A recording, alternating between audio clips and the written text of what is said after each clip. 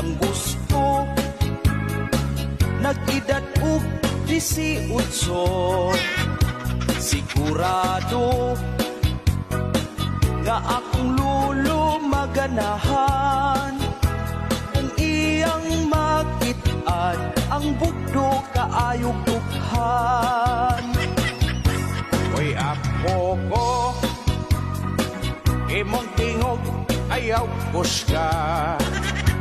Kay basin o makadungog imong lola. Maawayan og iyahaon niyang tinudon.